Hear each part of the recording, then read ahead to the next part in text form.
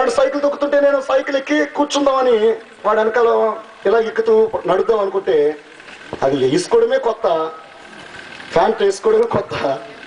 ఇలా ఎక్కి కూర్చుందాం అనేసరికి ఆ కాల్లో ఆ ప్యాంట్లో కాలు పడి సైకిల్ మీద ఎక్కడం కాదు కదా, కింద డబ్బమని పడ్డాను. ఏం చేశాను?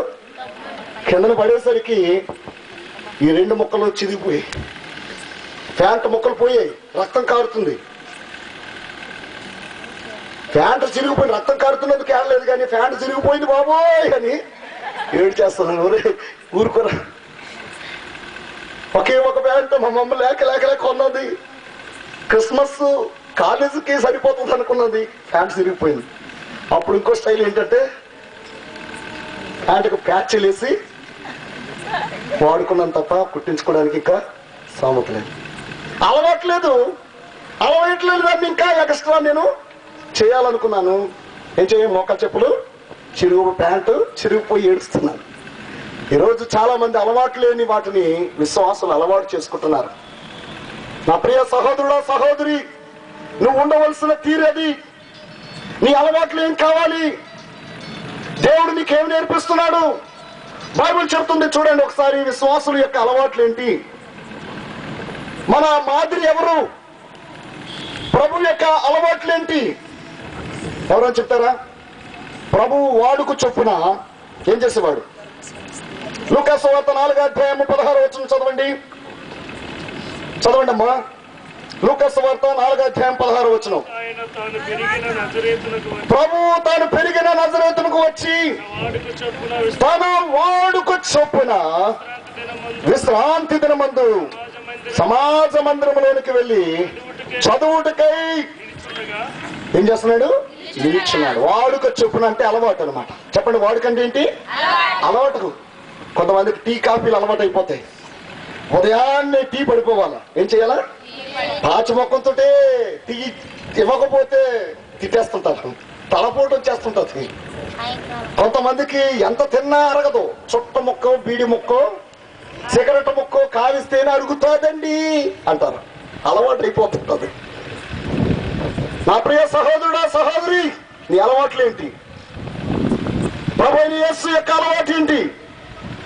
మన విశ్వాసములకు కర్త మన ప్రభువు మాదిరి ఏంటంటే ఆయన వాడుకు చెప్పుడు ఏం చేసేవాడు చెప్పండి? వాక్యమును చదువుట. దేని స్తోత్రం కలుగును గాక. చెప్పండి చేతులు ఎత్తి. ఈ రోజు నీ జీవితంలో జయం కావాలంటే నువ్వు అలవాటు చేసుకోవాల్సింది ఏంటో తెలుసా?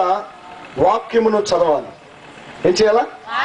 ఎంతమంది రోజు చదువుకున్న బిడ్డలు వాక్యం చదువుతున్నారు? చేతులు ఎత్తండి ఒకసారి. నిజంగా చదువుకున్న బిడ్డలు అందరూ రోజు పరిశుద్ధ గ్రంథాన్ని చదివే అలవాటు కలిగి ఉన్నారు. చాలా తక్కువలు కనబడుతున్నాయి. కొంతమంది బైబిల్ తలగడ కింద పెట్టుకుంటారు కదా. కళలు రావండి, దయ్యాలు రావండి అని తలగడ కింద బైబిల్ పెట్టుకుంటే కాదు. బైబిల్ గ్రంథాన్ని నీ హృదయంలో పెట్టుకోవాలి. దేవుని స్తోత్రం చెప్పు. హల్లెలూయా. వాక్యాన్ని నిరంతరము ధ్యానించాలి. ఈ వాక్యము నీకు శక్తినిస్తుంది. అపవాది కుయుక్తులు గ్రహించగలవు. పాపము చేయకుండా పరిశుద్ధమైన దేవుని వాక్యం నిన్ను కాపాడుతుంది. ఎవరైతే దేవుని ధర్మశాస్త్రాన్ని దివారాత్రము ధ్యానిస్తారో వారు నీటి కాలువలా ఎవరన్నా నాటబడినా ఆకువాడని పచ్చని చెట్టు వలె ఉంటాడంట, ఫలం ఇచ్చే చెట్టులాగా ఉంటాడంట. దేవునికి స్తోత్రం కలుగును గాక. నా ప్రభునందు ప్రియమైన దేవుని బిడ్డలారా, ఇంకా ఒకవేళ మీ జీవితాలు అలవాటుగా ఎన్నున్నా అన్నిటికంటే విశ్వాస అలవాటు ఏంటంటే వాక్యమును చదివి అలవాటు చేసుకోవాలి. యేసయ్య ఆయన 12వ సంవత్సరంలోనే ఈ ధర్మశాస్త్రమును క్షుణ్ణంగా ఎరిగి ఒకరోజు 12వ ఏటలోనే దేవుని మందిరంలో మాట్లాడుతుంటే శాస్త్రులు పరిసయ్యులు ఆశ్చర్యపోయారంట. దేవునికి స్తోత్రం కలుగును గాక. ఈరోజు వాక్యమును చదవడానికి బైబిల్ తెరిచే వాళ్ళు చాలా తక్కువగా. బైబిల్ పరిశుద్ధ గ్రంథాన్ని వాక్యమును గ్రహించరు. సంవత్సరాలు తడబడి చర్చికి వెళ్తారు కానీ వాక్యాన్ని గ్రహించరు, వాక్యాన్ని అనుభవించరు, వాక్యాన్ని చదవలేరు. చదువుకున్న వారు కూడా బైబిల్ చదవంటే తప్పులు చదువుతుంటారు. ఈరోజు దైవజనుడిగా చెప్తున్నాను, మీ జీవితాల్లో గొల్యాతులు కూలిపోవాలంటే ఏం చేయాలి చెప్పండి? దేవుని వాక్యాన్ని మీ హృదయంలో ధ్యానించాలి. దేవుని వాక్య ప్రకారంగా మీ జీవితాలు కట్టుకోవాలి. మనుషుడు రొట్టె వల్ల మాత్రం కాదు, దేవుని నోటి నుండి వచ్చే ప్రతి మాట వలన జీవిస్తాడు. హల్లెలూయా. చెప్పండి గట్టిగా హల్లెలూయా. మన ప్రభువు వాక్యమైన దేవుడు. ఆయన చిత్తం నీకు తెలియాలంటే వాక్యం తెలియాల. ఆయన యొక్క ఉన్నతమైన పిలుపును గ్రహించాలంటే వాక్యం నీకు తెలియాల. వాక్యమే నిరంతరము నిలుస్తుంది. అందుకే వాక్యంతో సహవాసం చేయండి. ఆ వాక్యాన్ని నిరంతరము ధ్యానించండి. ప్రతిరోజు బైబిల్ చదువుతూ ఉంటే పరిశుద్ధాత్ముడు నీలో క్రియ చేస్తాడు.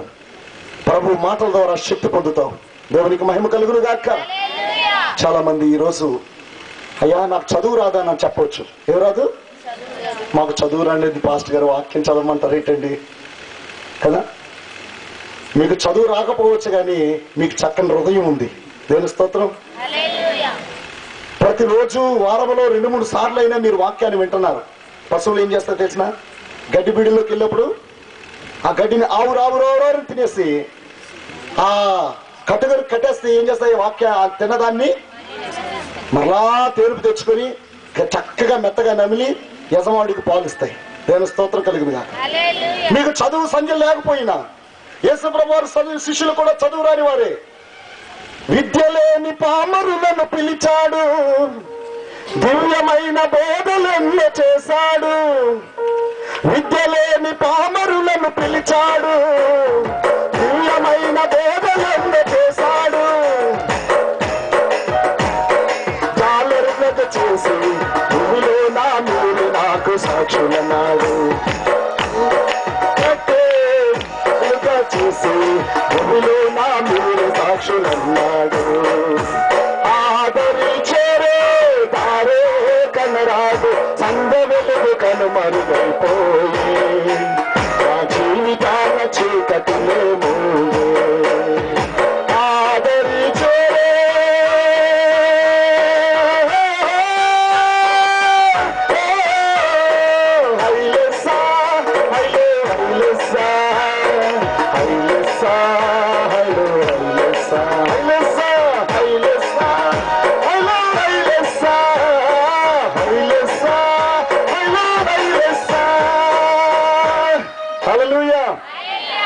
ప్రభు శిష్యులు ఏమీ చదువుకోలేని వారే, కానీ భూలోకానికి వారిని సాక్షులుగా చేయలేదా? ఈరోజు సంఘము నీ జీవితంలో ఉన్న ప్రతి సమస్య విడిపోవాలంటే దేవుని బిడ్డ నీకు వాక్యం తెలియాలి. ఏం తెలియాలి చెప్పండి, అందరూ చెప్పండి. వాక్యమును ధ్యానించాలి. విన్న వాక్య ప్రకారంగా నీ జీవితాన్ని కట్టుకోవాలి. అందుకే యేసుప్రభు వారు ఉపమానం చెబుతూ బుద్ధిమంతుడు ఏమన్నాడు? బుద్ధిమంతుడు బుద్ధిహీనుడు రెండిల్లు కట్టబడ్డాయి. ఇద్దరూ బాగా ఇల్లు కట్టారు. ఎప్పుడు కనబడింది దాని పాటు గొప్పదని? గాలి తుఫాన్ వచ్చింది, వర్షం వచ్చింది, తుఫాన్ వచ్చింది, వరద వచ్చింది, ఒక ఇల్లు కూలిపోయింది, ఒక ఇల్లు చక్కగా నిలబడ్డది. ఎవరిల్లు కూలిపోయింది? బుద్ధిహీనుడని ప్రభు ఎందుకు చెప్పారు? బుద్ధిహీనుడు ఏం చేశాడంటే ఇసుకలో ఇల్లు కట్టాడు. ఫౌండేషన్ ఎక్కడుంది?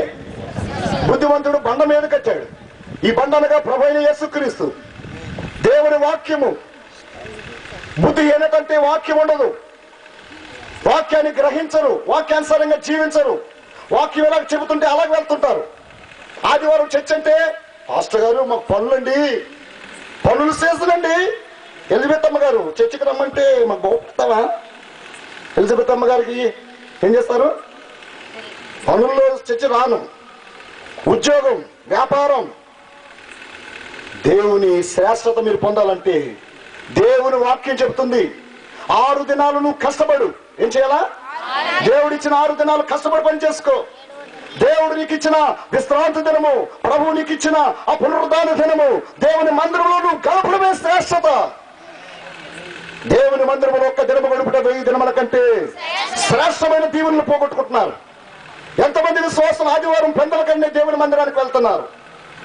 ఎంతమంది దేవుని మందిరం అంటే ఆసక్తి కలిగి ఉంటున్నారు? ఎంతమంది దశంభాగాలు దేవుని సన్నిధికి ఇస్తున్నారు? వాక్యాన్ని తెలియక దశంభాగము కూడాను మింగేస్తున్నాం. కనీసం దేవుని యొక్క నియమము, కనీసము దేవుని క్రమం ఏంటంటే దశంభాగమైనా నువ్వు తీయాల. దశంభాగం కూడా తీయవు. అర్థమవుతుంది విశ్వాసలే కాబట్టి. దశంభాగము దేవుని సొమ్ము, అది తినడానికి వీల్లేదు, అది దాచుకోవడానికి వీల్లేదు. నీ కష్టార్జితంలో దేవుడు ఎంత ఇచ్చినా దశంభాగం కనీసం తీయాల. దేవుని స్తోత్రం కలుగును గాక. నువ్వు అలాగ చెయ్యి.